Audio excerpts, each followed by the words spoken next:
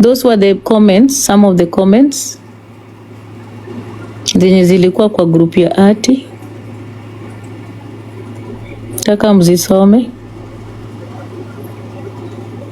Yeah, well, that lady though, she looks like an accident scene, the devil's soul. Unaona, kuna watu na viatu. Diana ni kiatu size 47. Does she have a family, a mother or sister or brother? These are the things that were being written in Buyer Beware.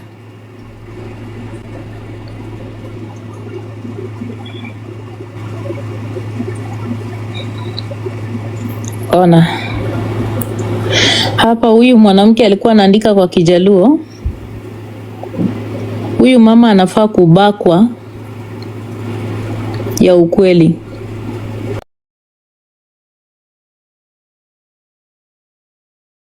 Hello guys, it's your girl Patience Status. Welcome and welcome back to my YouTube channel. If it's your first time here, make sure you hit the subscription box and put on the notification bell so that you don't forget any time I post a new video. Remember, I'm the queen of online gossip. So welcome to today's video. Don't forget to give it a like and leave a comment on the comment section.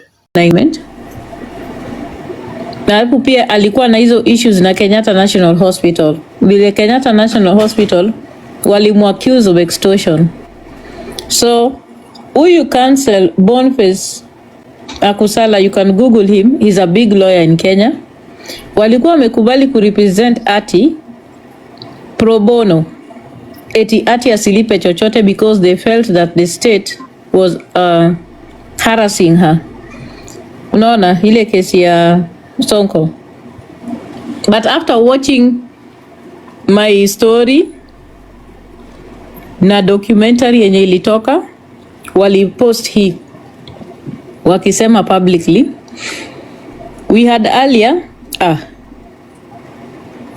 ni nani amemfanya hivyo?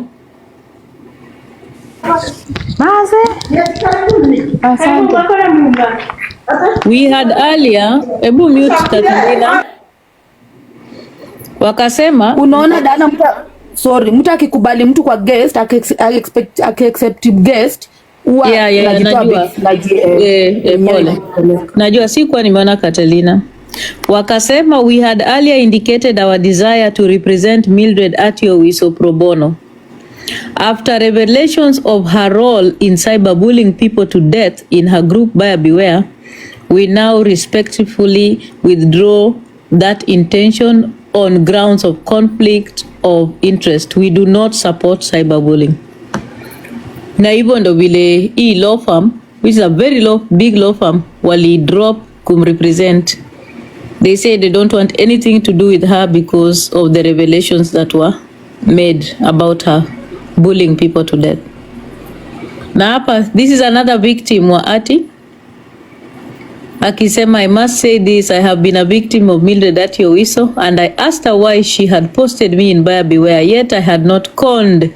Enyo Joyce Nyambura, umejitokea hapa umbwa. Ulikuwa mpotea wapi? Umejitokeza takataka hii. So huyu Atibela Mintoya aliandika yeye pia. Huyu Atty alienda akampost eti alikuwa amekon mtu. Na huyu msichana hakukuwa amekon mtu yoyote. Unasikia? I asked her why she posted me on Buyer Beware, yet I had not conned anyone or owed anyone money. I also asked her why she did not contact me.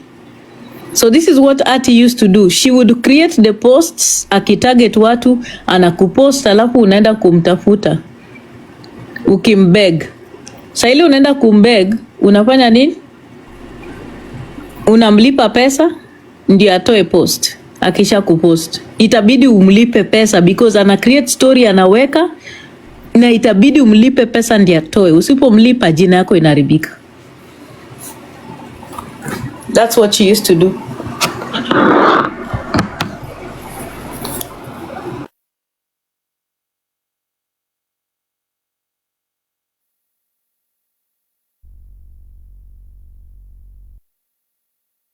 Zile posts zenye alikuwa anawasomea jana, hizo ni posts zenye Atty alikuwa ametengeneza yeye mwenyewe. She was getting a story somewhere, ana inflate, anatafuta mtu mwenye nimekosana na yeye, anakuja anapost kwa buyer beware. That's what she used to do. Then the trolling starts.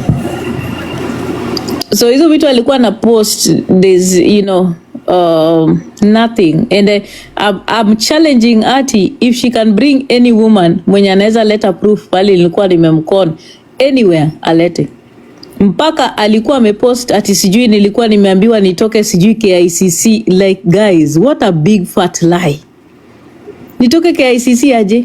Mimi nilikaa kwa meeting yenye ilikuwa paka na kina Uhuru na kina Anne Waiguru. I think I even have a picture of us dancing on the nini. Let me look for you that picture guys. Alafu huyu mama anakuja kudangana ati nilikuwa nimeambiwa nitoke kwa hiyo. Like seriously, this Atty is a big liar. Amekuja hapa kuwadanganya because she knows there's a group of people that believe her. Unaona? Let me see if I can get the photos. That there is a photo ya hiyo meeting yenye na claim ilikuwa KICC. Ati nikaambiwa nitoke. No one has ever told me to leave any meeting. None. Not in Kenya. Not even one. Naweza kuwapatia. In fact, by the way, nimepata screenshots. I think I can get screenshots of the things that walikuwa wanaandika hata huko kwa buyer beware. So you can see some of the screenshots. I think I have some of them. Ndio mjue huyu mama ni nani. Mnamsikianga tu. Let me mute and put for you.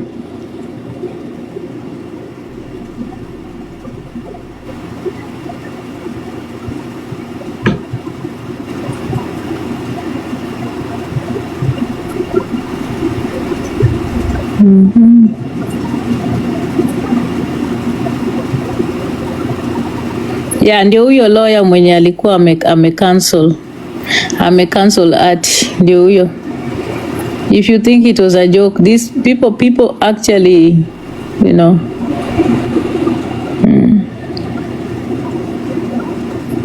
people were done. People were like, this is serious. This woman is killing, anaua wanawake. Imebidi ni mgoogle D kabla akuja kuambiwa ni boyfriend yako. By the way, akuja aseme ni boyfriend yangu by the way, hebu weka. Inasema aje, hebu sema. Inasema Boniface Akusala is a Kenyan advocate of the High Court of Kenya and has experience in legal research and consultancy. He's also served in various roles within the Law Society of Kenya, including council member in several committees. Additionally, he is involved. Niko na call hapa, just a minute, narudi.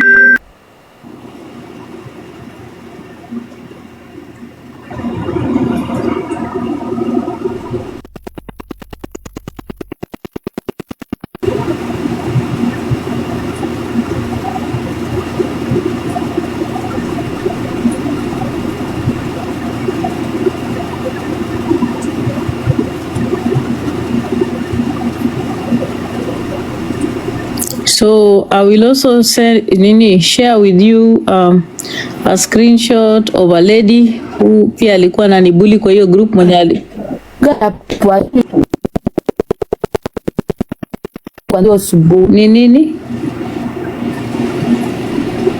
ni nini nani Abi, sisikii kitu nasema. Nimesema tu tap tap.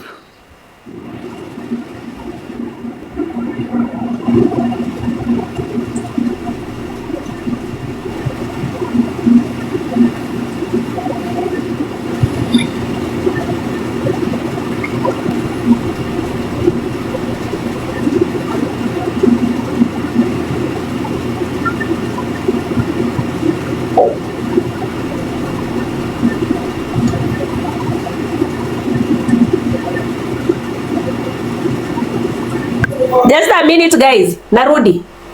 A minute.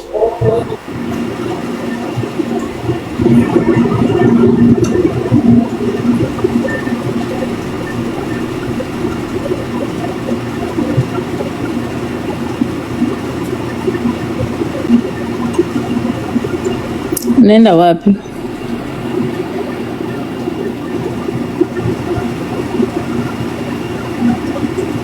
Mage amepigiwa na bebi wake Diana simu. Niko sure unatamani hata aende kabisa. Bana sijasema yawa. Hey. Ndio hata sijasema. Nimesema amepigwa na bebi wake ule nani. Acha nisiongee. Tap guys.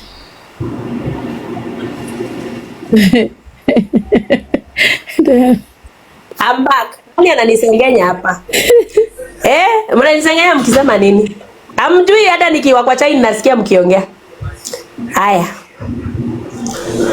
Nawasomea hapo juu kabla mseme huu lawyer ni boyfriend ya nani ya Diana Ross. Boniface Akusala is a Kenyan advocate and legal professional. He is an advocate of the High Court of Kenya and has experience in legal research and consultancy. He has also served in various roles within the Law Society of Kenya, including as a council member in several committees. Additionally, he is also with MAK Law Advocates LLP and other initiatives. Here is a more detailed breakdown. Legal profession: is a practicing advocate. Experience: he has experience in legal research and consultancy, including roles in research and consultancy. LSK involvement: he has been serving as a council member. Other ventures: he is founder of Mark Law LLP, that's a law firm. He is also active on social media platforms. Utampata on X and Instagram. So thank you. Kabla mwanze kusema ni boyfriend ya Diana Ross amewekelea hapo.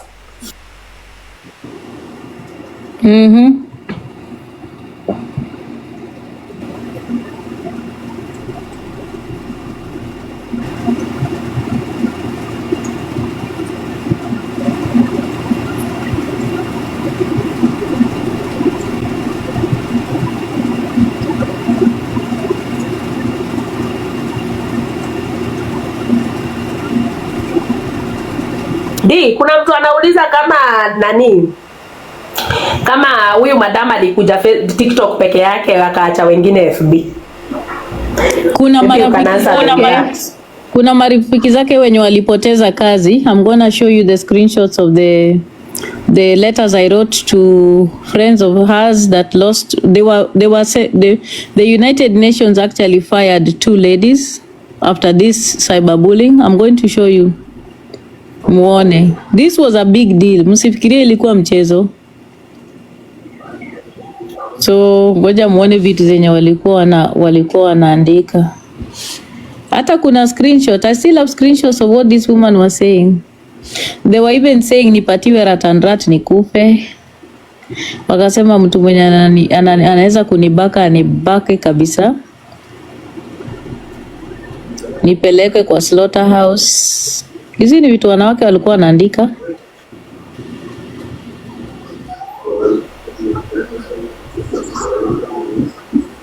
Walikuwa mpaka wanasema kama uko na ex wako mwenye umechukia, mpange na huyo ex wako waende wakabake Diana. Then hapa wanaandika, you guys should read these things muone. Ngoja nikutumie and I'll translate. This is you know, these are the things that used to happen in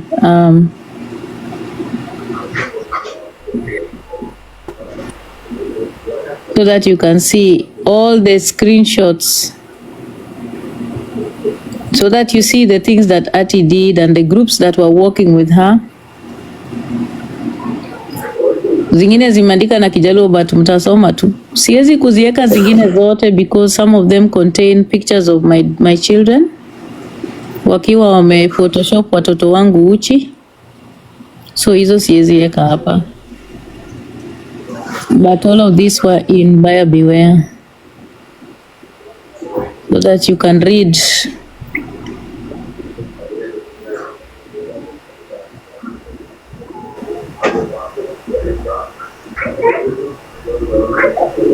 You guys need to see. You should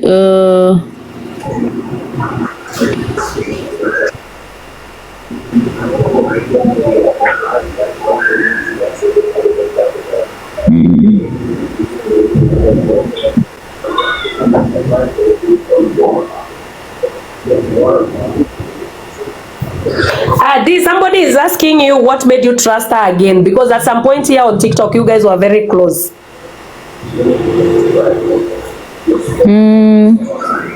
I will tell you why now today. Wacha kwanza nimalize. Okay, mtulie, mtajibiwa.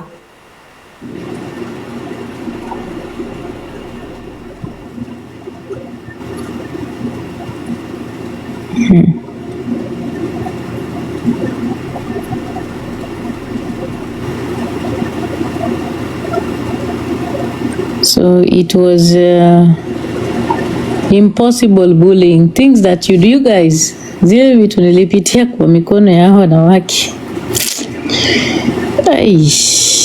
Man, I felt triggered a little bit, but it's all good. It's okay.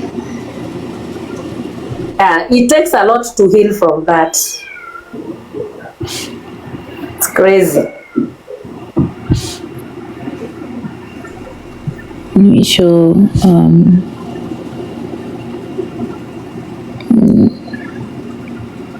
acha nikumbushe kunilisha kitu hapa ndio atakumbuka.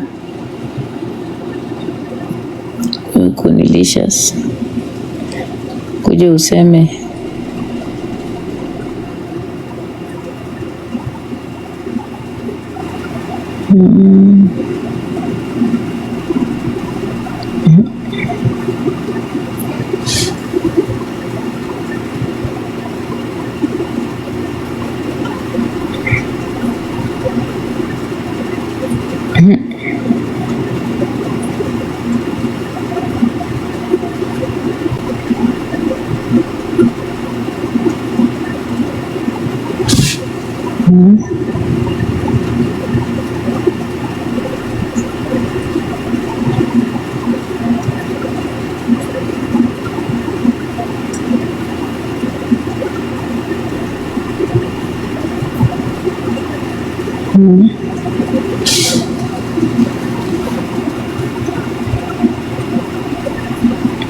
Vita za Facebook zilikuwa brutal.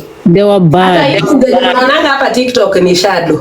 Let me just send you some things. Yani zingine utaki hata kuona Magi, but let me put this so that you know who Nani is.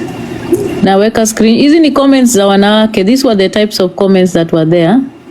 Natumia Magi. I don't know if you'll be making them smaller. Ndio zinini Magi. I'll try to edit. Yeah. Nitajaribu kuedit. Nimekuwekea.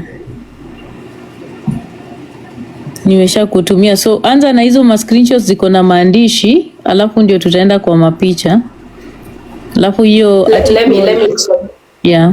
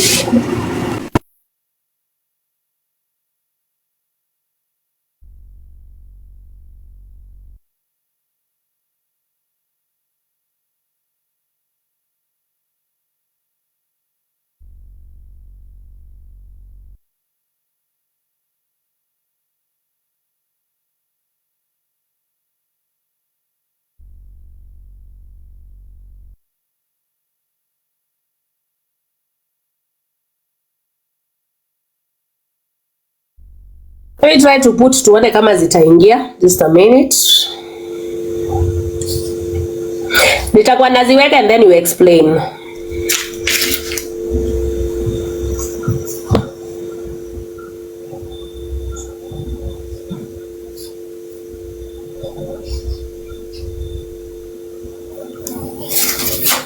Yeah, you can talk about that part. So unaona hii vile Daily Nation ilipublish kazi yangu na sanitary towels. Huyu mwanamke mwenye anaitwa Jena Nyango aliingia kwa bullying ya buyer beware. Huyu mwanamke nilimpelekea pads 7,000 Kibira, 7,000 pads. Weka hiyo picha. Wana anaitwa Jena Nyango. Hiyo picha yenye niko na pads na watoto. Hapo kuna pads Okay, wacha niweke ya part ya pads. Unaona hii group ilikuwa group ya wanawake. Hapana, sio hii. Hizi ni pads za US. Hizi kwa documentary ya. Kuna yenye umesimama na watoto? Yes, yenye niko na watoto.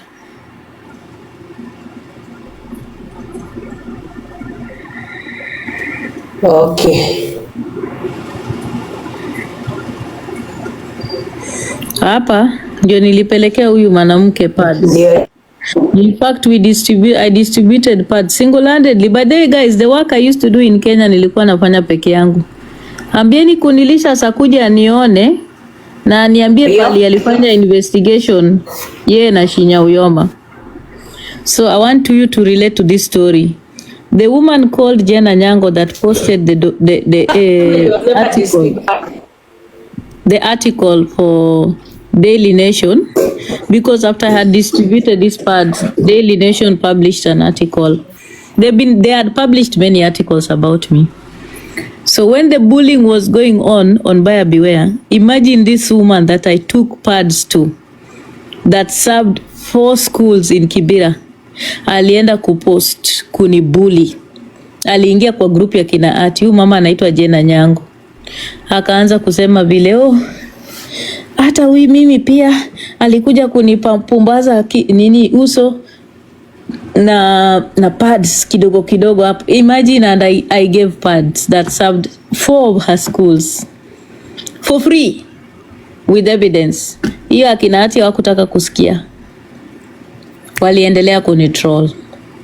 Mpaka mwenye nilipeleka pads kwa mashule zake Kibira, anaitwa Jena Nyango, aliendelea kunitroll. Huyu Jena Nyango aliwacha kunitroll vile nilimwambia, because she realized I had ties with people who are working in New York. Nikamwambia, if you continue trolling me, I will post these things to the organizations that are supporting your work. That is when Jena Nyango alirudi chini. Akatokea kwa hizo machai za buyer beware. But she posted about me in Queens of the Nile to troll me. Yet I took pads to her. Hayaweka screenshot ingine. So it was a group thing. Yani wanawake wanajitokeza tu kukubuli tu. Okay. Weka ingine. Niwe explaining. Okay, let me find another one.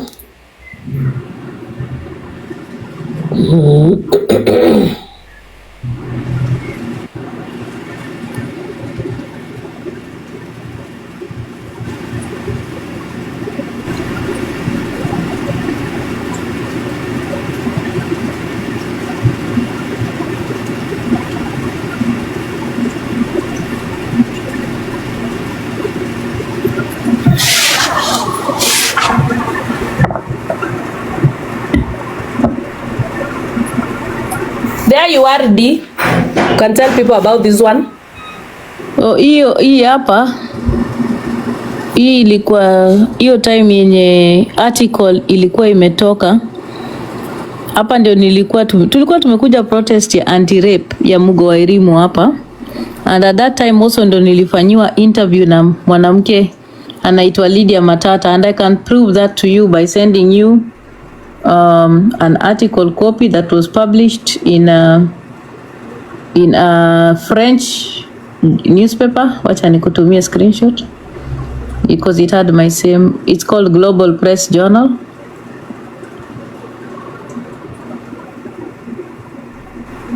nikutumie uone vile Atty alijaribu kuni mess. Ninawapatia the truth with facts. Wajeni na vitu zenye anawapostia hapo zenye haizi kuambia the real story.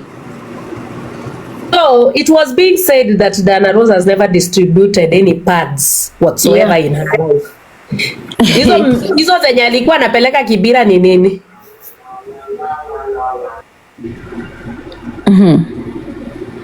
Ebu weka hizo nimekutumia Magi, hizo mbili ndio nataka sasa kuexplainia story ya shelter. Uelewe hizo mbili.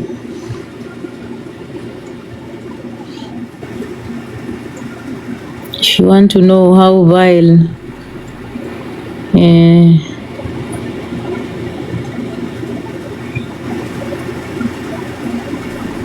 thank you.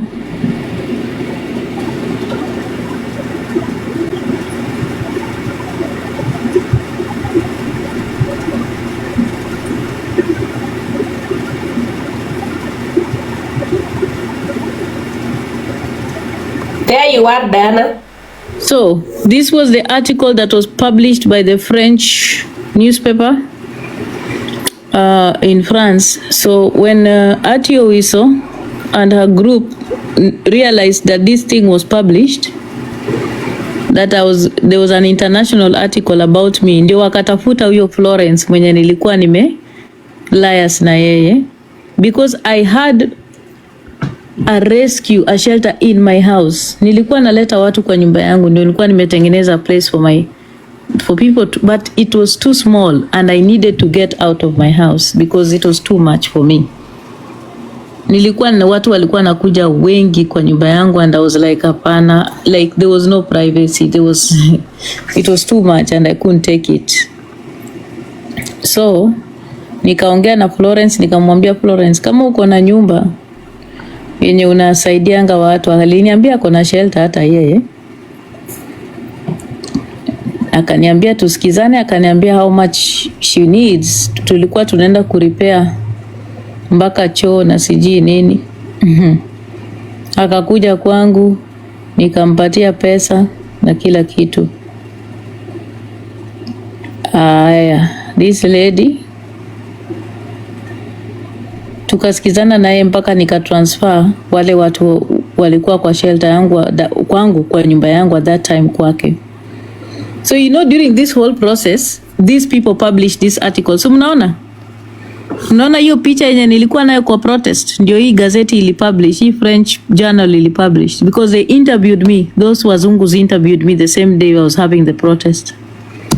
Wacha kina Atty waone, they couldn't believe it. Wakakimbia tena, wakaenda kutafuta hii gazeti kuiambia eti si own hiyo shelter. Wakakoroga hii gazeti, wakaambia hii gazeti ya kwa, au walitafuta huyu journalist alikuwa anaitwa Lydia Matata, wakamwambia mimi I don't own any shelter. Do you know that of course at that time I didn't own a shelter because I had now moved the people I had to Florence. So because mimi I had a record with Medicines Sans Frontiers na kila kitu, these people waliamua kuinvestigate Florence. Unasikia? Kufind out kama yeye sasa akona shelter. Guys, after giving this woman my money and everything, watu wali realize huyu Florence na shelter. Hata sasa wakakuja guys, wakakuja wakachange article. Hebu soma vile inasema. Wakachange article wakasema as of now hawaja establish kama hata huyo Florence akona shelter. Guys, hebu someni ndio mjue vitu zenye Atty anawapostia ni uongo. Kama unaweza soma hiyo kitu Magitacha, soma. The clerk conducting the said that no organization generally registered. The clerk conducting the said that no organization, domestic violence shelters or otherwise, were listed by the name originally provided to Global Press Journal. The ownership of the shelter featured in the original story as well as the shelter's legal status remain unclear. The investigation is ongoing. Mnasikia? Florence aliniambia shelter yake iko registered. Huyo Florence mwenye ati anawapostia ati shelter yake iko legal. Ati Diana alikuwa anadanganya na shelter yake, guys. Mimi nilienda nikasikizana na yeye, tukapeleka mpaka watu huko. Kumbe yeye mwenyewe hako registered anywhere. Na kina ati wakaanza kuniandama eti ninajaribu kutumia. Yes, now read it. Read the thing the way it is saying. They had to investigate.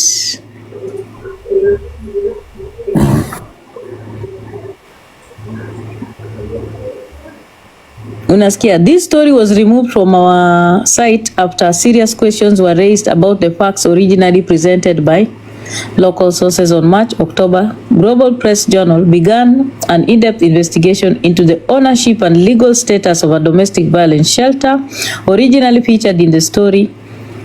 Online group in Kenya suggests that the lead source misrepresented herself as the owner. In the 2 weeks since our investigation began, and validity of this story have been able to provide proof of ownership of the shelter. The people questioning, they were not able to provide proof. Unasikia? A search was conducted on Friday, October 30th at the Ministry of Social Security Services, where such organizations are generally that the organization's domestic violence shelters or otherwise were listed by the name originally provided to Global Press. No. Unasikia? Mnanielewa? Mumesikia kitu wamesema? So Yani when I originally that was the one that was listed until I deregistered it. Ndio nika join na huyu mama. Mnasikia? So yeye yake haikukuwa registered. Okay. Na alidanganya. Unasikia? Unasikia? So mnaelewa? Okay, so in other words you're saying ati walitumia hiyo kucontrol that you're a fraud. Yes, yes. Yet mine was the original listed. Hata iko published hapa. So yake ndio walitafuta na wakupata chochote. Na mimi nilitoa watu wangu na nikaderegister kwenda kujoin yake. Kia huyo Florence. Yes, because alisema yake iko registered. So hao walianza kuniattack thinking ati Florence akona registered shelter. Kumbe Florence hajawahi register shelter yoyote. Unasikia? Unasikia? So the ownership of the shelter featured in the original story, which means ile shelter ya Florence. Unasikia? The investigation is still going on. And the shelter's legal status remain unclear. Mnasikia? Huyo Florence mwenye ati anafanya nini? Anampraise. She did not have a registered shelter. Na sasa let me ask you. Yeah. She went to join forces with Atty. Yes. To fraud out Atty because the particular shelter. Knowing very well. Because I was published by an international newspaper. Lakini sasa yeye kwani hakuwa anaogopa na anajua vizuri shelter yake ina papers. So walianza kunitroll, wakaanza kunitroll wakisema nimechukua shelter yake. Unaelewa? Ati sasa ninachukua shelter yake ndio ni gain nayo credit. Unasikia? Yeah. Not knowing that these people are going to do what? Investigate. Because if they were trolling, the investigation were done. And you can see the newspaper published their findings. That is what happened. Unasikia?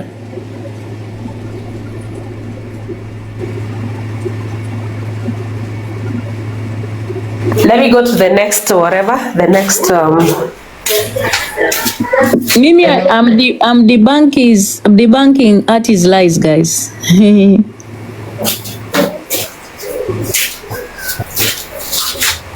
Hizo zenye alikuwa anawapostia Mwambie alete articles ndio muone.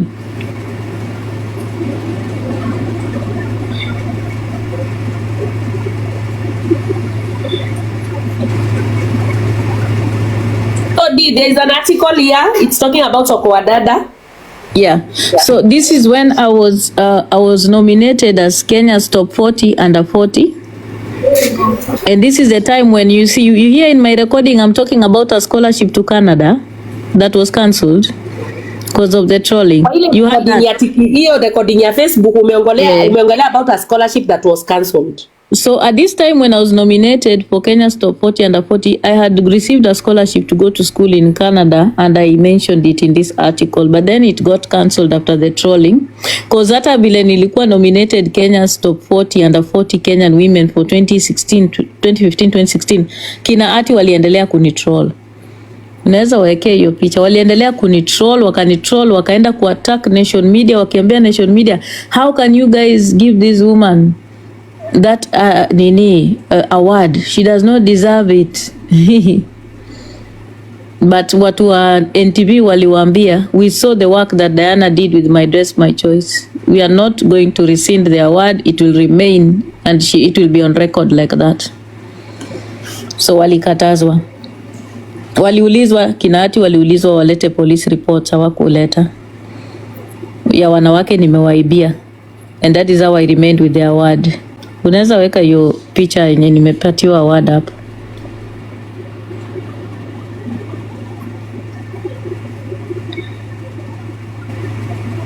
Penye nimekaa. And what happened to the scholarship? The scholarship was just withdrawn even.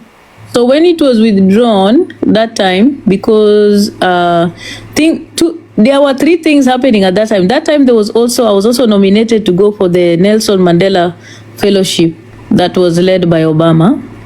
And at that time also, there was something I was also going to do in Australia at that time, a presentation on FGM.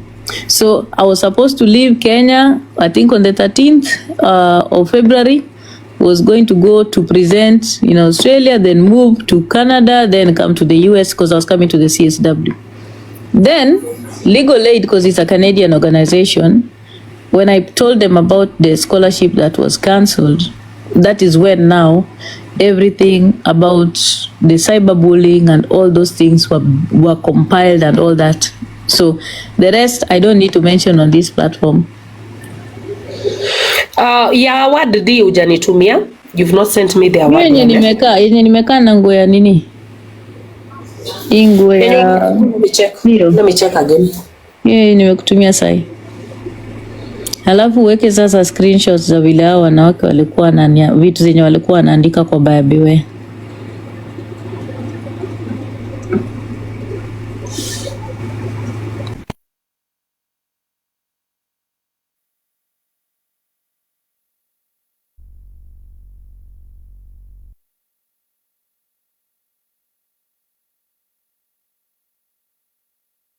Atty alikuwa ananifight kwa Facebook, mpaka alikuwa amewekanga watu nikipost kitu, hata nikisema niko Nairobi nafanya kitu ama nimeenda kwa meeting Nairobi, wanachukua mapicha wanaenda kunibuli kwa group. Hata nikisema nimeenda sokoni ama nina drive naenda mahali, wanachukua mapicha, wanachukua post yangu, wanaenda kunitroll. Lakini sikuwa naweza kuweka chochote kwa Facebook. Nikiweka tu chochote kwa Facebook wanaenda kunitroll. That's what they used to do.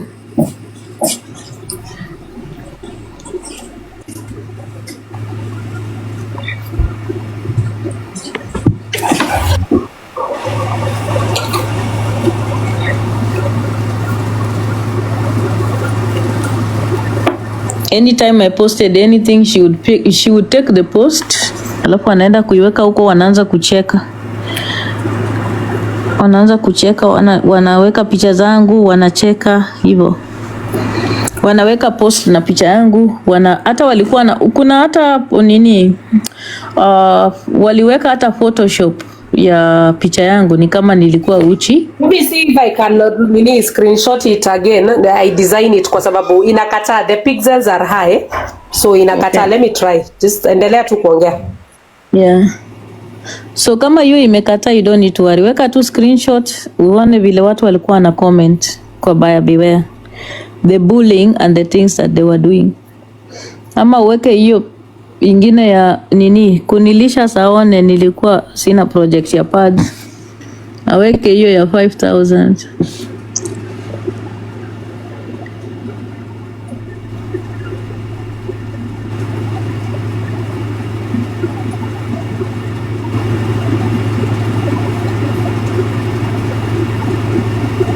Pads in Kenya needs to be affordable, because if a pad is almost the price of $1 and you live below. Okay, that was me. That was me when I received my award for top 40. Resize, eh? Yeah, thank you. Yeah. Kenya top 40 under 40. Pads in Kenya needs so wacha niweke ingine hapa muone. Hebu niweke big screen. The price of $1 and you live below the dollar. Niweke big screen. A sanitary towel. Big screen, Abigail. Monthly Kidogo period is a tu. biological process. There is no controlling it. There is no stopping it. And it will continue like this So, unless something is done. This was me in BBC. Pads This was my interview at the BBC. Because if a pad is almost the Sijui price kama mnaiona. and you live below the dollar, This was my interview at the BBC. the monthly period is a biological process. There is no controlling. There is no stopping it. Mwenye Atty alikuwa It will anasema continue like this unless something is done. alikuwa anasema sijawahi enda kwa BBC. Pads I was in, Kenya needs to be affordable. I've just If put. a pad So is mnaona hiyo? almost I want the to show price you. of $1 and you live below the dollar, you would never prioritize a sanitary towel to food. The monthly period is a biological process. There is no controlling it. There is no stopping it. And it will continue like this unless something is done. So alikuwa anasema sijawahi enda. I'll get you the CNN and the Al Jazeera one also. So on this particular one, because this is what is important, I had collected sanitary towels in the USA. Women in the US had collected over 20,000 sanitary towels in the US after I started a campaign on Facebook. Mnaona? So these ones were collected in Ohio. I collected sanitary towels from almost 6 states in the USA, and I was not in the USA at that time. And these women sent these sanitary towels to Kenya, and I distributed them all over Homa Bay County. Kunilicious. Nilikwambia, when you talk about me, please do your research. Mulienda mkafanya na Shinyawiyoma mkapata sijawahi fanya project yoyote ya pads, si ndio? And what we did with these women in the US, it was aired even in the news networks here in the US, it was aired. And the journey of these sanitary towels, guys, as they were moving from the US from state to state, was documented and featured in ABC News in the USA and then the BBC, because the BBC followed the journey of the sanitary towels until they reached Kenya. So anyway, we need to put the screenshots of the women. Okay, these are the comments that used to be on Buyer Beware. Hizi ndio comments za kutroll zenye zilikuwa huko. Huyu hapa anaandika, the day this woman dies, her victim should go to court and order her body to be preserved for research and find out if she was human. And then the cadaver should be permanently in Kenya National Hospital for studies. Those were the comments, some of the comments zenye zilikuwa kwa group ya Atty. Taka mzisome. Yeah, well, that lady though, she looks like an accident scene, the devil's soul. Unaona, kuna watu na viatu. Diana ni kiatu size 47. Does she have a family, a mother or sister or brother? These are the things that were being written in Buyer Beware.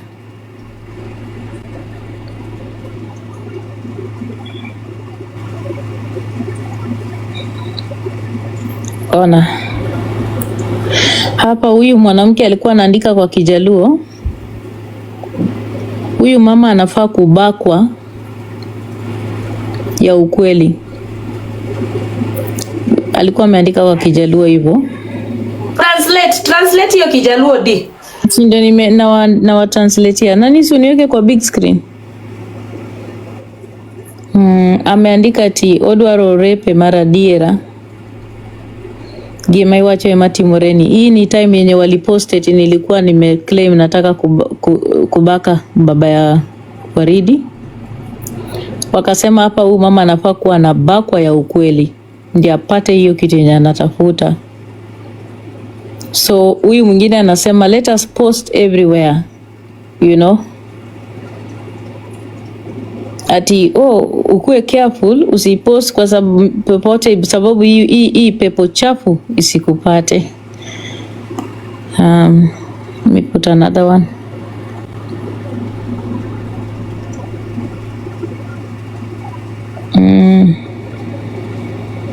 Huyu alikuwa anasema I'm ready to give her rat and pesticide. Yani hiyo ni vile walisikia eti niko kwa mental hospital na nilikuwa nimejaribu kujitoa uhai. So hiyo habari iliwafikia because nikiwa hapa nilijaribu kujirusha kwa barabara kwa traffic.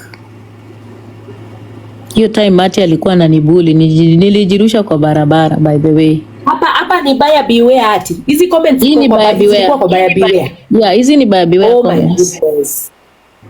Amesema kaandika hapo I'm ready to give her rat na pesticides. Yeah. So huyu akaandika hapa chini eti rat haiwezi kumuua. Hivyo wakaendelea.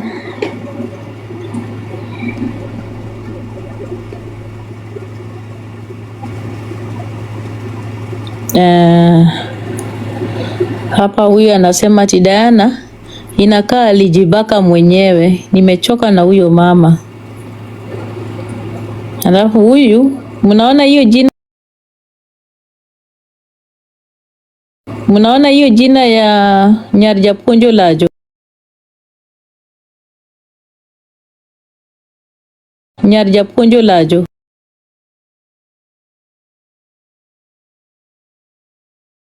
Nyarjapunjo Lajo. Huyu ni lioness guys. Huyu ni lioness. Mwenye anakujanga hapa, huyu mwenye anakuanga huyo pasta wenu. Akiandika hapa, anajibu huyu mama huku juu ati actually you are right. Alijibaka peke yake na akasahau. Alafu akaandika tena yes, aligrab hapaka, yani kumaanisha niligrab nini yangu, pusi yangu. Huyu ni ule lioness. Mnakumbuka nikisema hapa vitu lioness alisema juu yangu akinitroll. No wonder you went into depression. These comments are sad. Yeah.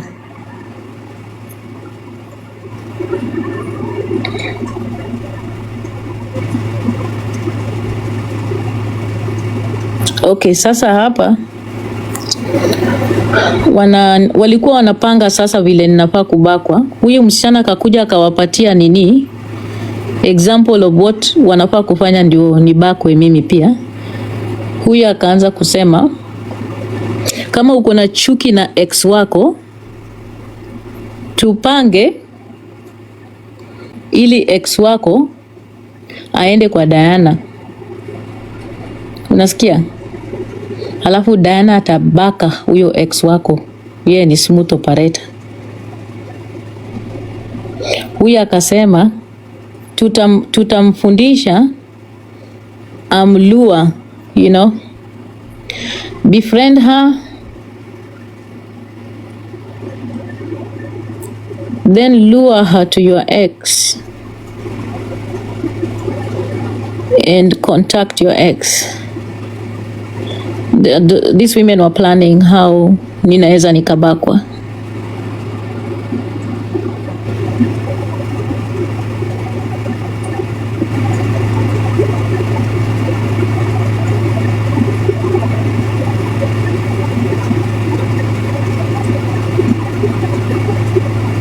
vitu ni mbaya. Unajua Diana, hizi vitu hata zinakutrigger.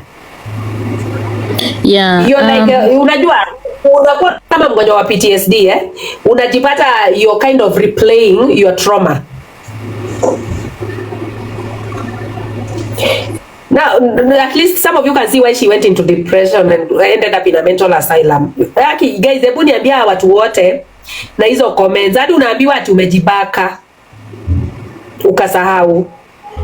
It's nasty guys. Nasty. Na mjua hapa ni buyer beware. Buyer beware, imagine. Sasa hizi ndio vitu wanataka kuleta hapa TikTok.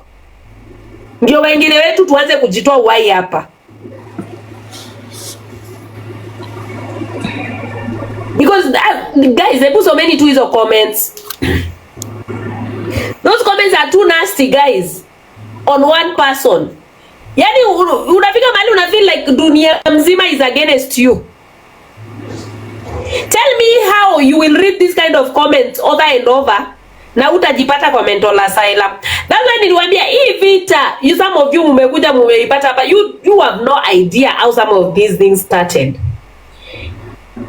You guys mkiangalia hii story vizuri from the time tumeianza, you will realize Diana was meant for dead. She was meant to be wiped away. Hapa hata kukua na exist.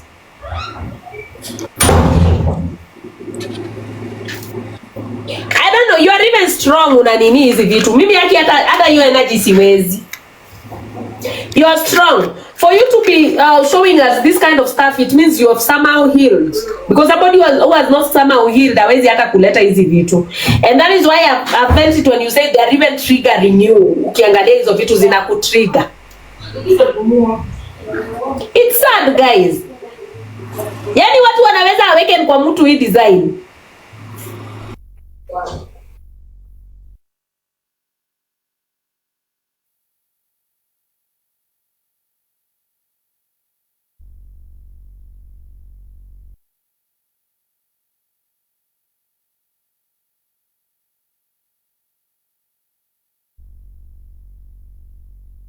Yeah, that these are for though if you understand Luo, you will understand what here these women are saying that the person mwenye atanibaka anafaa kukunywa overdose ndio anibake vizuri. These were posts that were on Buyer Beware. And Atty was constantly posting, resharing. Kuna zingine nafikiria nikiweka TikTok itaangusha. Kuna mahali walinitoa uchi, walitoa nguo zangu uchi. Walifanya editing ya picha wakaniweka uchi. Na Atty akapost.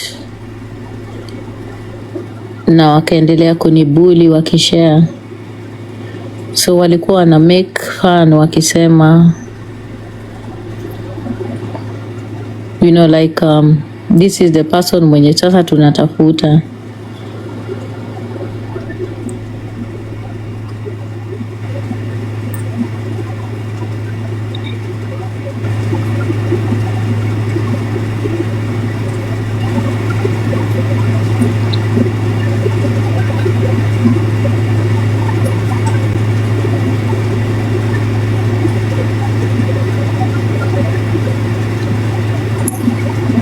So here they were asking that lady who came up with the story ati nilikuwa nataka kupaka babake eti aweke makamera za kunirecord. Unaona? Sasa wana plan ati hii itanipatia clue.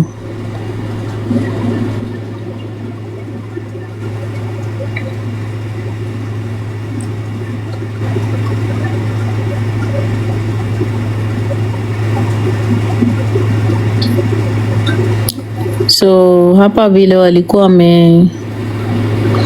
so when I was in St. Luke's Hospital, by bad luck nikiwa huko, I would say it is bad luck. Okay, I was not allowed a phone. So by bad luck nikiwa huko, ninaweza sema bad luck because I was allowed to use a phone only once, but most of the time when I was in the mental hospital, sikukuwa in my okay face. I didn't recognize even people. So one of the people that were working there was a Kenyan guy. So this guy, when I was there, he took a photo of me.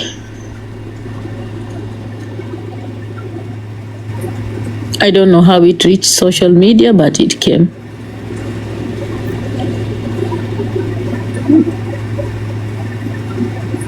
And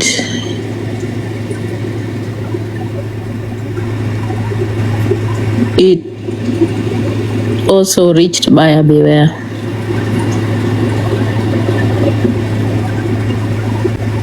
But the good thing is that when it reached Buyer Beware, that time when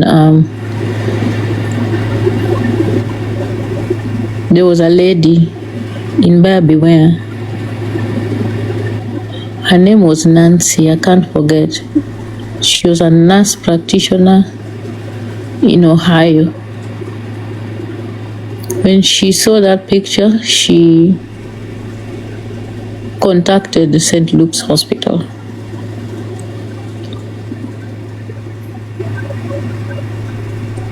He was a guy. All I remember from him, he used to have dreadlocks, but I heard that he lost his job after that. I was in contact with Nancy later on after I left the mental hospital, but I don't remember even her last name. I don't know where she went to, but that's what she did. Because later on, when I went for my after visit, when I started like kupata fahamu kidogo, my psychiatrist had informed me what happened. And that's when they told me to get off social media permanently for now, Facebook and all that. Because at that time, I don't remember, because I was really at a bad place mentally. That's the time when they decided and talked to me and said I needed to get off social media, like Facebook, like for some time, like almost a year.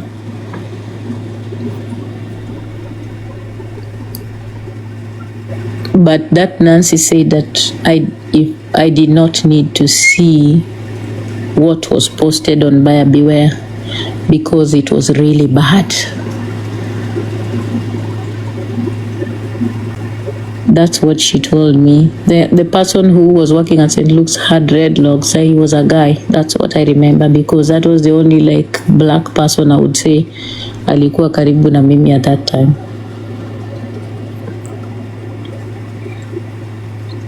So this one here, these women were asking vile walisikia. Again, America is very confidential with information on patients. Alikuja, of course, the word of me trying to take my life really spread all over. That wasn't news, because when it was something that happened, sieti ni kitu ilifichika. So some few Kenyans knew about it, but of course they were afraid to give the details and talk about it completely. But Benta Muspal was aware, she knew. So anyway, hapa sasa this lady was saying, okay, if she tried to kumaliza maisha yake, mbona hakukufa? Unajua? Yeah. So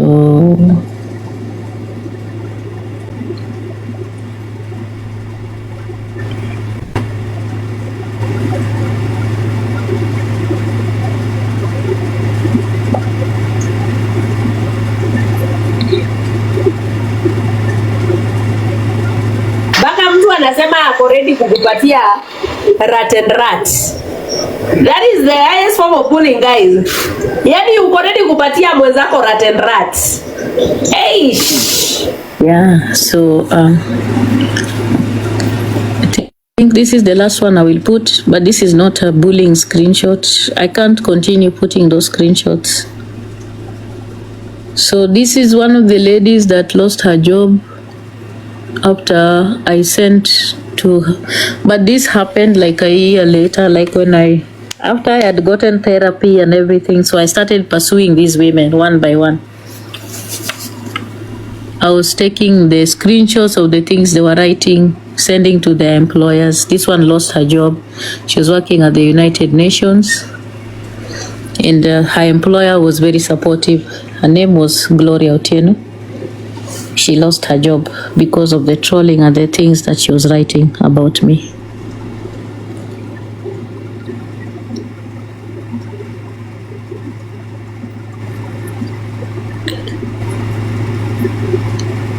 When I get strength another time, we may be able to continue with the screenshots.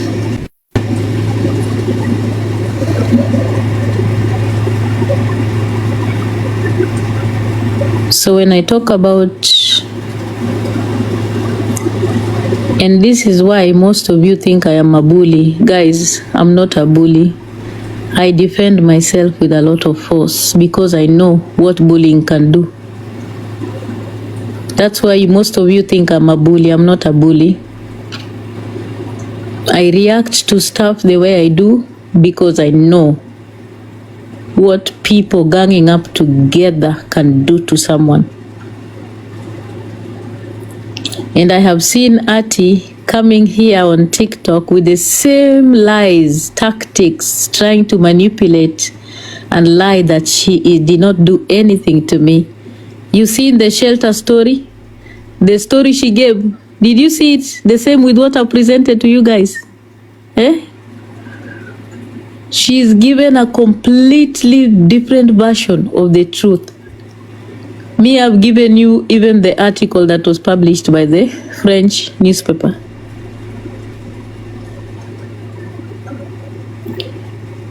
Everything as it is and everything that it was.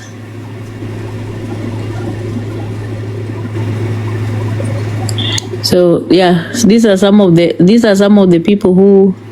By Gloria Otieno was a consultant at the United Nations. She worked in Uganda, Lady Jacqueline, and she lost her job. She lost her job, Jacqueline Ombewa. She lost her job.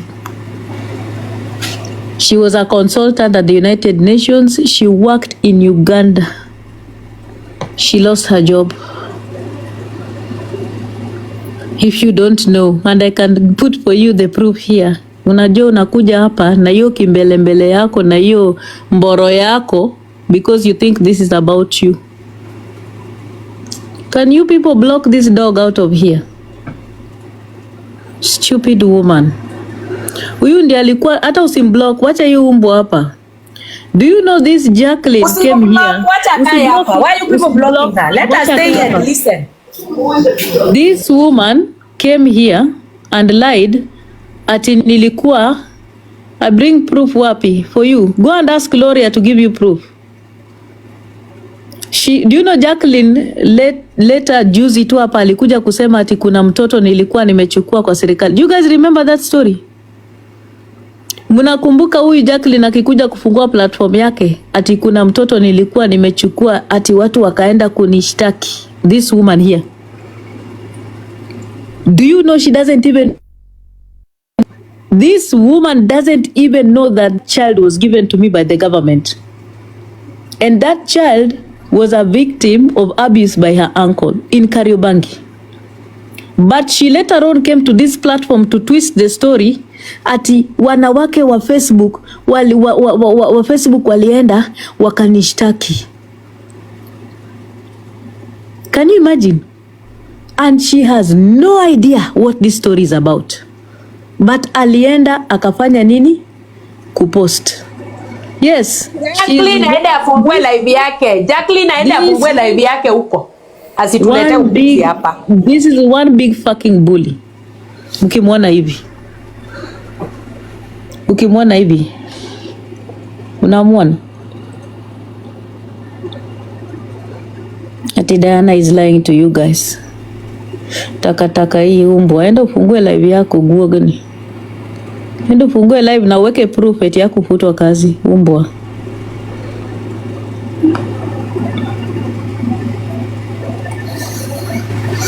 Enda fungue live, nimemblock. Unasikia? So You can't stand it. You know, Diana, when you come here, you normally come with facts. Yes. Unajua hii story yote from the time umeanza, you've supported it with evidence. Even if we were in a court of law, evidence is what is looked at. Umekuja na evidence, umekuja na articles, umekuja na screenshots of everything that transpired, you know? And most of the time the people accusing you, hawana hata iota of evidence. Somebody anaongea tu. Unaona? But because somebody hates Diana so much, everything Diana says is a lie. Yet mnaona evidence. You're seeing articles which you can even Google and find. Unajua kitu anaenda kufanya, anaenda kufungua live alafu aende kusikizana na mtu ampigie simu amwambie yeye ni Gloria. That's what she's going to do on her live now. She's going to continue the trolling. But that was an email I put for you that was written in 2018. So hii email pia nimeitengeneza saa hii. Juu ya huyo Gloria Otieno. Anyway, guys, If you want to know somebody is telling the truth, their story will be consistent every other time. Kitu yenye amekwambia leo ndio bado atakwambia kesho, ndio bado atakwambia kesho kutwa. Your story has not changed, Diana Rose, at any given time. Has your story changed? no. There is no time your story has changed. So Jacqueline, mi sina time yako by the way. Don't expect me to address you. You will do whatever you need to do. This is not your story, so don't put your head in it. Nona. So mpaka saa hizi guys, hakuna mtu hata mmoja amewahi toka Facebook akakuja kusema nilishtaki Diana juu alichukua pesa zangu. Nobody. No one has ever come to show you here nilimwibia pesa, alinipatia pesa ngapi. No one. None. But Atty and this lady Jacqueline kept on saying that nimeibia wamama mamilioni Facebook, guys. Hawajawahi kuleta chochote. Hawajawahi leta any proof bali nimeibia mtu. Hawajawahi leta mahali popote nimewahi shikwa kupelekwa kotini. Guys, mimi in Kenya been arrested once bile tulienda kwa protest. Na sijawahi pelekwa kotini Kenya mimi. I've never, even my fingerprints hazijawahi chukuliwa Kenya. Sijawahi. Unaona? So this, I've explained to you the shelter story that Atty was trying to say. I've explained to you that story yake yenye alikuwa anajaribu kusema ati anasema ati kuna wanawake walisema nilikuwa sijui nimetolewa kwa group ya wanawake ati sijui nilifanya nini. Guys, Atty would be posting stories by herself about someone. Alafu anapost. Akitaka kukubuli, yeye ndiye ana create story juu yako alafu anapost. Ana create story juu yako alafu anapost. Unaona? Huyu Jacqueline mwenyewe alianza kunitroll Facebook yeye mwenyewe, na hata sikuwa nimemchokoza. Huyu Jacqueline mkimwona hapa, mkitaka kujua that animosity that she has with me, I had not. Jacqueline did not even know anything about social media, guys. Ni mimi nilipatia mpaka Jacqueline group na page ndiye akaanza kwenda live. I had a group, it's called a Big Girls Club. I'm the one who gave it to Jacqueline. Pamoja mpaka na moderators. Hakuwa amejua anything. Hata kuingia kwa Clubhouse ni mimi ndio niliingiza Jacqueline Clubhouse. Huko pia akafukuzwa. Naona. Mkimwona, like, I think these women, I don't know, maybe they see me as a threat to them or what. Like, what is the hatred for? Sielewi? Naona. I don't know ni nini mnaulizananga na Jacqueline, but she's always on your case. No, she's always on your case, through and through. And let me tell you, ukiangalia vizuri, do you know that this Jacqueline even doesn't even know me much? To be honest, she doesn't know me that much.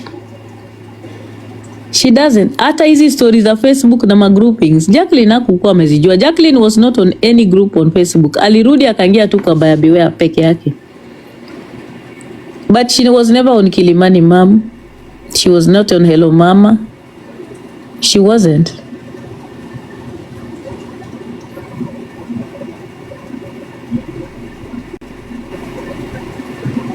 So anyway, that is what happened, and one day when I am stronger, we can continue. One day, maybe someday, when I find the strength, I'll put for you things that you've never seen. If you want to know what put Elva Olunga and the rest down, you really need to see the evidence and see what was said. The things that, the way that Buyer Beware was trolling, Buyer Beware ina control na vitu za uchungu. Watu wenye walikuwa na comment, mwenye amepost ana post kitu ya uchungu ya uongo, wenye wanaandika hapo chini pia wanapost uongo na uchungu, wana threaten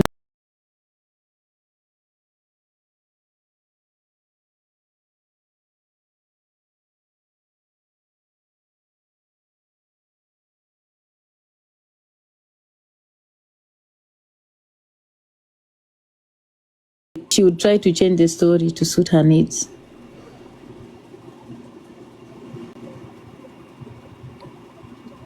And that's how it used to happen.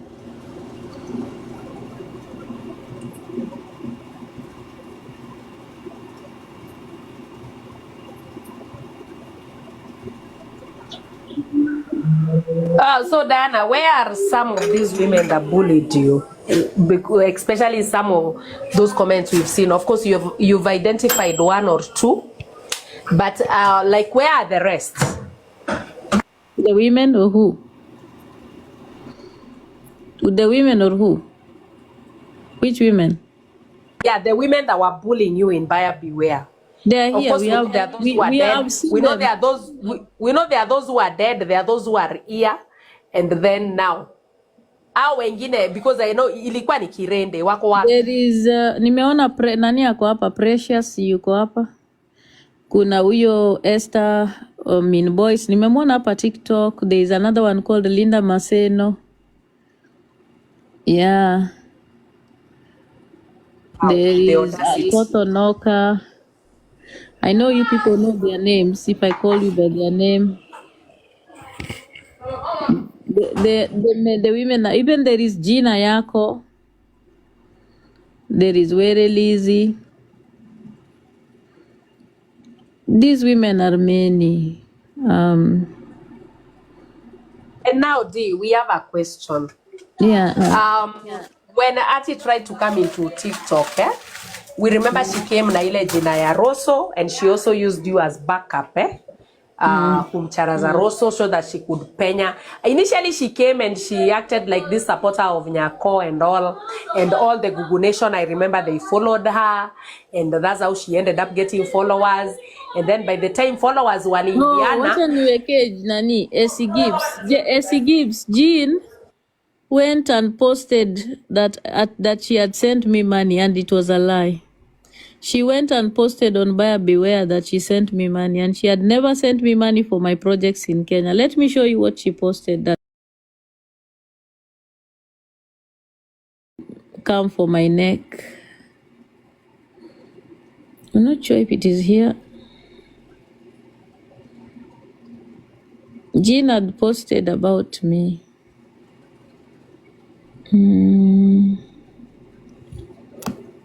Ngoja nakuwekea. Wacha nikuonesha. Alipost. Imagine alikuwa na post uongo. Like these women were posting lies and they were doing it confidently. Clarify your issue ya Jean, because we still need there's something we still need you to clarify for us. Okay, because some of us are still overthinking. Yeah, as you're looking for whatever you're looking for. We know we were here on TikTok when Atty came. In fact, Atty amekuja TikTok nyuma ya some of us. So tulimuona akiingia hapa. And when she entered here, she came with this anajaribu kupigana na Lady Jacqueline. Aliingia initially na jina ya Lady Jacqueline, wakapigana, and you know, wakati walipigana na Lady Jacqueline, you know, it was that time where there was this kind of war between Jacqueline followers and watu wa nani and watu wa Nyako. So she came in and she started kucharaza Jacqueline, and the Gugu Nation were very excited about Atty kucharaza Jacqueline, you know. And that's how she gained followers initially on TikTok. Then by the time now she got followers completely, wakaja pale, because like the whole of Google Nation followed her. She graduated from now Jacqueline to Rosso. And akaanza kumcharaza yule King Rosso, and I remember you guys joined hands, mkaanza kumcharaza yule King Rosso and his source of income and all that. And along the way sasa mkakuwa mko of this close, and then you guys mlikuwa mmeform this unforbiddable kind of alliance. I know TikTok is political and all that, and sometimes you can join alliances with an enemy just to wenye wanaulizia jina yako kama alinibuli ndio hiyo. What jina yako went on via Beware, wrote a lie, posted that she had sent me money for my projects in Kenya, yet she never sent me any money for any project in Kenya. So when she posted this, the women came for me again. And she even lied. She lied that the project turned out. Yes, it's been. The project turned out to be fake. Like we never discussed any project with Gina. But she still went ahead and posted this lie. Okay, whatever that is. Answered, and so I'm here still asking a question so many people are still asking. Yes. So how did you find the grace after everything that we've seen here and everything that we've witnessed that went through in the hands of Atty Owiso and Buyer Beware? How did you still find the grace to associate with her on a personal level on this platform? I was associating with Atty because that was the only way to protect you guys from her. That was the only way to protect you people from her, because I knew that when I was associating with her, if she was planning to troll anyone or doing anything to anyone, I would know because she would share it with me. And Atty was scared of me, literally, because I'm the one who actually shut her down on Facebook. When I had gone or live and talked about my ordeal, and then it led to the documentary, then it led to everything that happened. She lost a lot. And even the group became way more dormant, and people started realizing her extortions and the claims. People started opening their eyes. So she did not want an enemy on TikTok at that time, because she was new to TikTok. She was looking for a platform that she could exist in, because Facebook was no longer safe for her. Facebook was hostile, and I believe it still is hostile for her. So that is why I got close to Atty. That's what happened. Okay. That pretty answers much of it, but say you have a forgiving heart, because some of us would actually not dare. It was not forgiveness, it was protection for you guys, because I knew that if the Atty on Buyer Beware came on TikTok, you guys would be in a very dark place.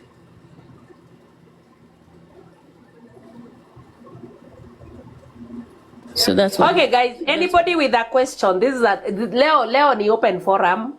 Leo tunafungua roho na ukweli, because I know some of you have been shocked kusikia hizi vitu hamkuwa mnazijua, because most of you are not on Facebook. Unajua most of you mmekuja kuona hizi vita hapa TikTok. You are not on Facebook. So hamna idea hizi mambo zilianzia wapi. So kama kuna mtu ako na swali, unaweza andika swali yako hapo chini ama upande uulize. Yeah.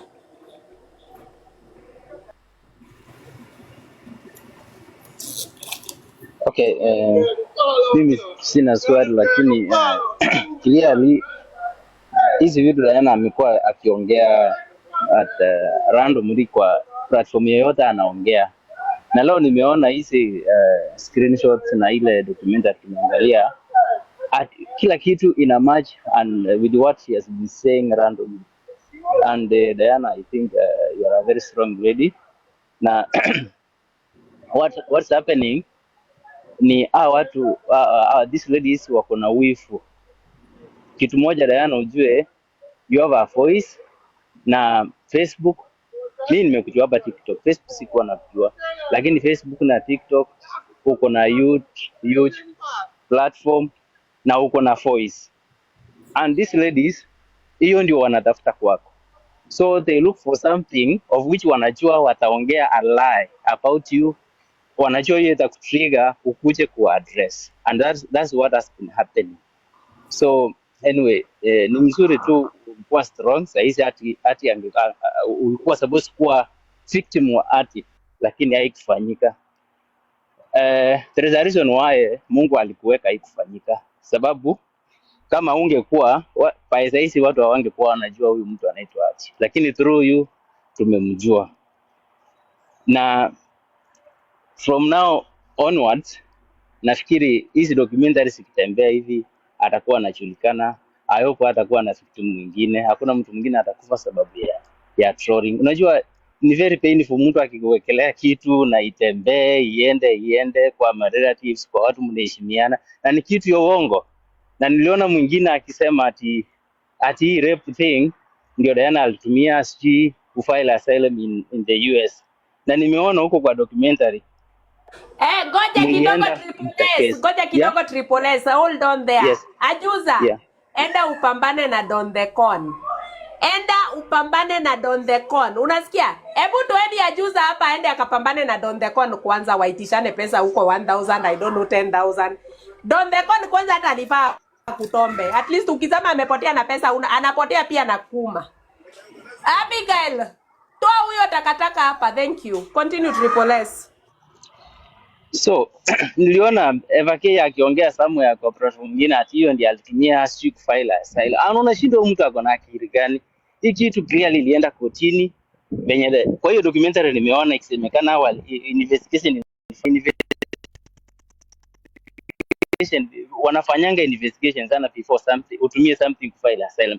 If at all I'll file, of which amesema hakufile. So unapata these ladies wako hapo, yani wengine wanataka waadresiwe, Diana aongee juu yao, juu Diana hakuna ile voice.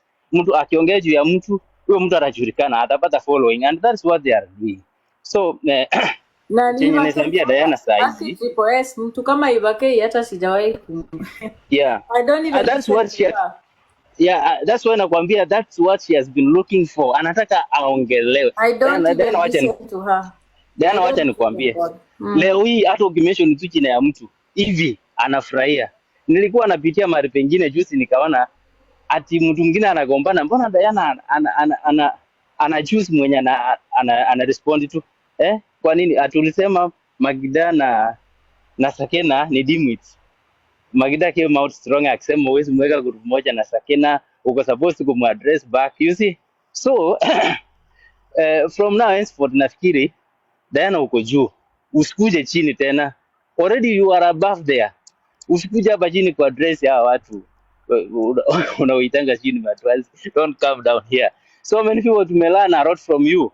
Mimi wakati niliingia kwa hii platform, sure I was going through something.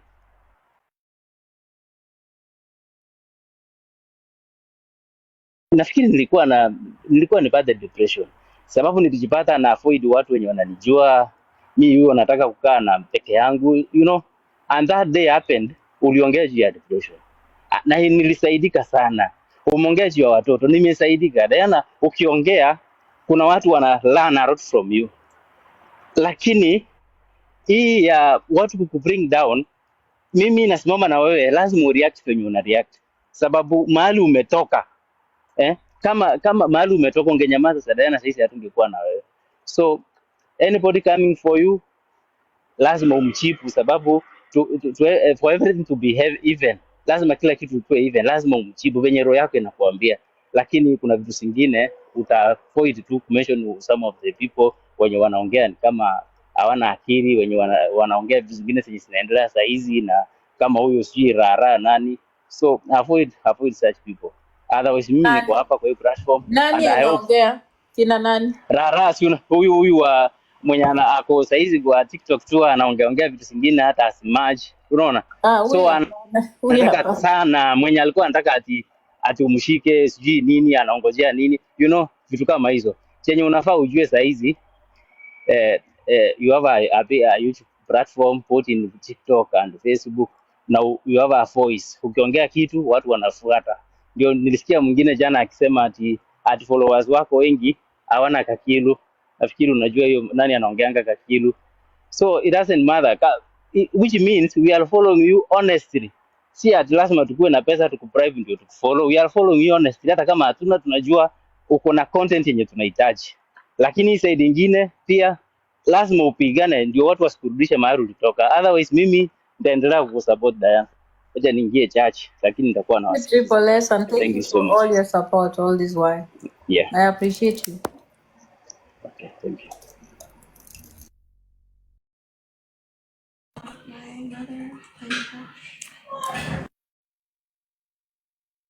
Yes. Kuna mwingine? Anybody feel free, as long as usilete uzushi hapa. Ukileta uzushi hapa unaenda Shakahola, unafuata nani ajuza huko. Ajuza kwanza, ajuza nini Odenda kana angekufuliza hata kuma. Huko unakuja hapa kutuambia amefuliza kuma, wacha pesa. Takataka. Ebu, anybody else? Na msikae hapa ku warm chairs. You guys need to talk on this issue. Anybody who feels that they need to say something, you're free. If kama uko kwa guest, nani Abigail Pandisha, wacha watu wafungue roho. Let them talk. Because some of you have been hijacking stories on this app when you don't even know zilianzia wapi. Now at least today you have an idea. Mali tumetoka. And when you see somebody like Dana Rose defending herself so fiercely, it's because she knows where she's coming from. And she's also trying to protect others so that they don't have to undergo what she underwent. Kuna tofauti ya kucharazana na kuna tofauti ya blatant bullying mtu baka kwa kaburi. Those are not the same. Hizo si vitu mbili. Msimix kucharazana hapa TikTok na kujaribu kutuma mtu kwa kaburi as two things that are the same. They are not. They are not, guys. Kama uko na swali, kama unaogopa kupanda hapa, you can write it in the comment section. Tutauliza on your behalf.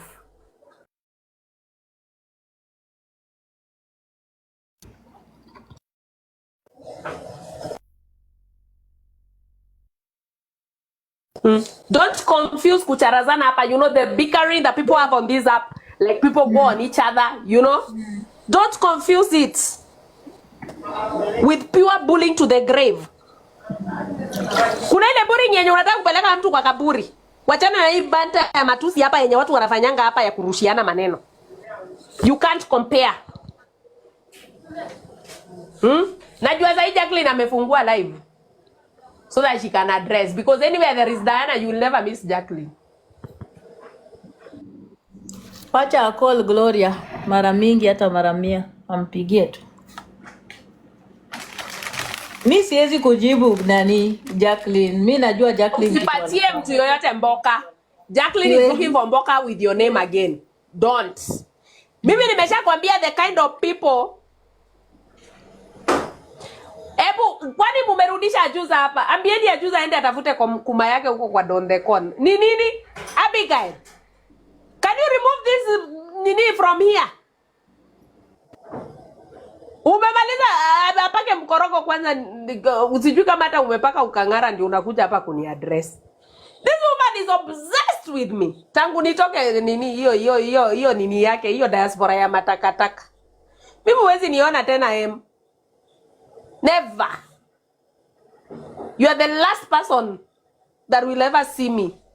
Ulikuwa unangojanga mimi in this life mimi magini kubeg. Wewe mwenda wazimu, wewe una shida yako ni nini? Kunywa pombe pole pole nikome. Yeah. So najua saa hii nani amekufungulia live wewe Dana Rose.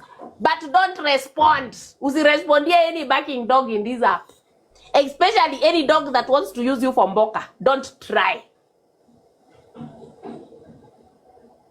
Don't try. Na nataka mblock na wewe Abigail. Unanipatia powers. Nimesha block M.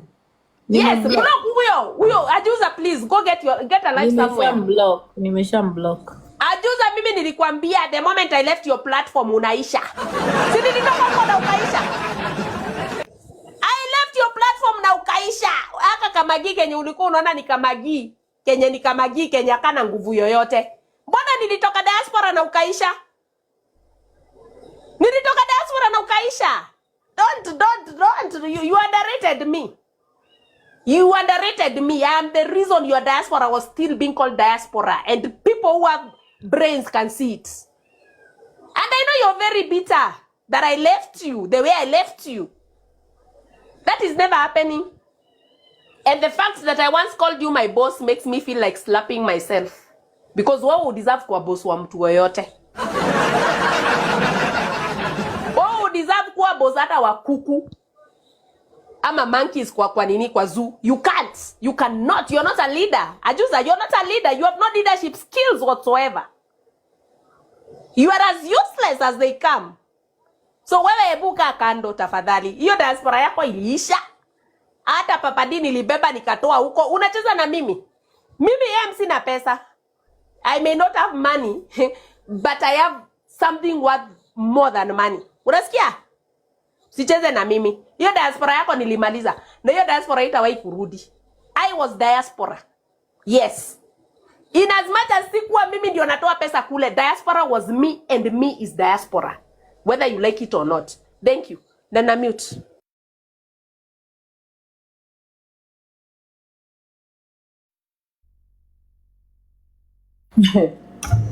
Umesema ulikuwa the force behind diaspora. I was the force behind diaspora. And anybody on this app that wants to be honest to themselves, they can tell you guys, diaspora was never the same without me. Diaspora was never the same without me. My exit ndio ilikuwa mwanzo wa kuanguka na hiyo diaspora yake. Whether you like it or not. The best you could have done ni unibembeleze nikae. Unasikia? Na ulishindwa kucheza kama wewe because wewe mwenyewe uko na njaa tu kama mimi. Chekesha.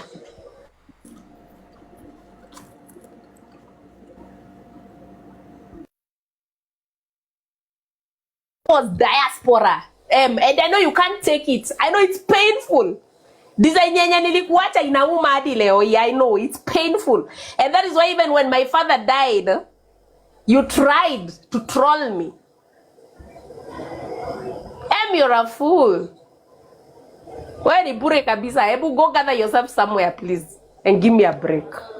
Na diaspora, hakuna diaspora. Hiyo iliisha. Nilihakikisha imeisha.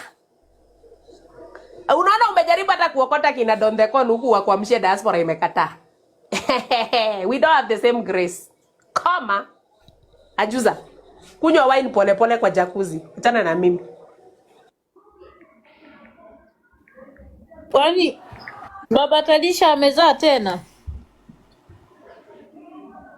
Amjaona news?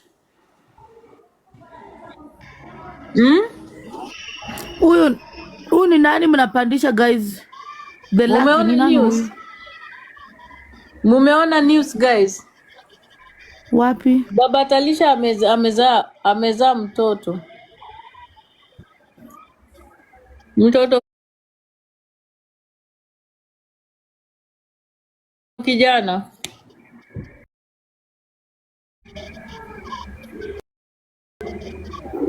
Alizaa kitambo. 6 months. Mimi sikujua. Si alizaa kitambo. Aka-unveil mtoto bata unveil. Ali-unveil mtoto akakataa ku-unveil mama. Alafu TikTok DCI wakaenda waka-unveil mama. Yawa. Hiyo ndio kitu nilikuwa naona pale kwa Ankush. Yes. Oh my goodness. You know, I was wondering, I was confused. Huyu Ankush anafanya nini? Because sikuelewa hizo posts za Ankush.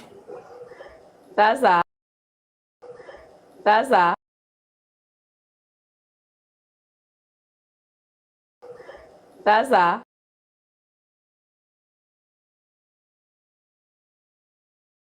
like you would unveil a baby but not the mother. Do you know how many women were heartbroken kusikia ati Baba Talisha ako na bibi mwingine? Do you know? Takesha. Kwani watu hawakujua? You mean to say people didn't know that? Sisi nani ndiye alituambia? Hawakujua. Hiyo kitu iliwekwa under wraps because he never even used to post anyone. Don't you know at some point alipotea hata TikTok? Najua alipotea but mwenye alituambia mimi mwenye nilisikia kimention siku moja ni Sabrina. Sasa ule Sabrina wa nani? But ina sakole yake kama watu kama MC Chris wamekuwa wakijua hiyo story ni vile walikanyagia. Yeah. What? Wanajiprotect.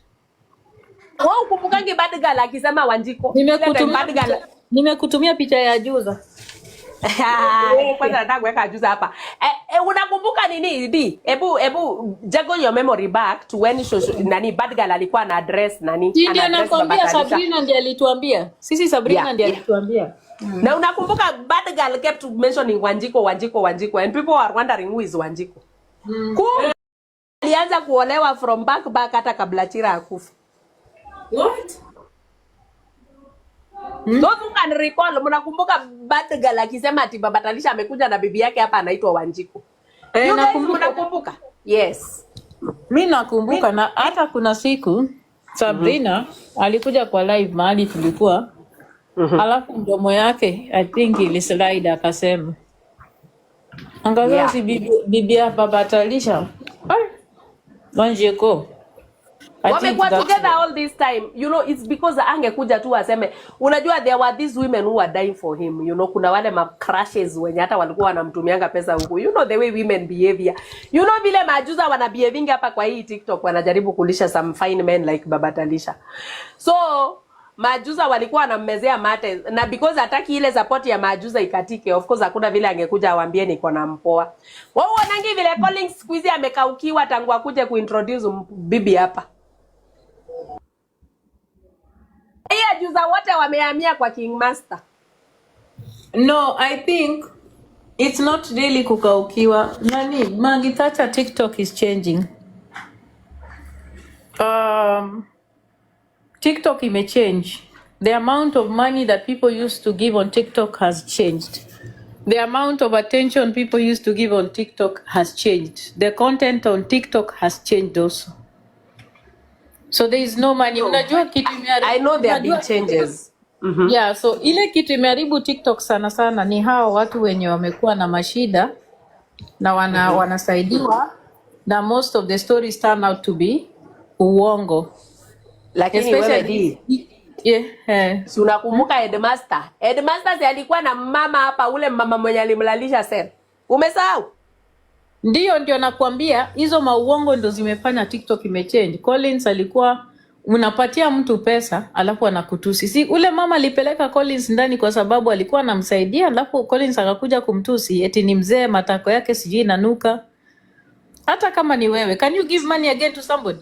Na amekuwa akimlipia hata na unajua the thing that mama did not know, ajuza hakujua analipia Collins rent plus the bibi. Unajua at the time Collins alikuwa ameweka bibi na mtoto. Headmaster alificha bibi na mtoto. So I don't even think Ajuza knew there was a bibi and mtoto somewhere. Yes, you're right, because I remember nani akikuja na hiyo story akisema mbona Collins anaficha bibi yake Nyakwa Janeko. Exactly. Nyakwa Janeko ndiye alifanya mimi nilijua Collins akona bibi. Mimi sikujua Collins akona bibi because she came screaming. Alikuwa ameficha because she needed kukula this with some of nini huyu mwanamke. You understand? Baka vile ilifika kikamera. Ni wapi Abigail? Where are you streaming?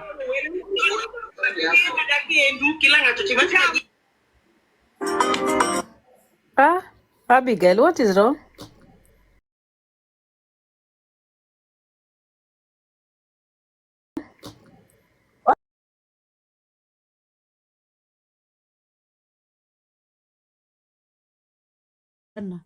Wapi huko?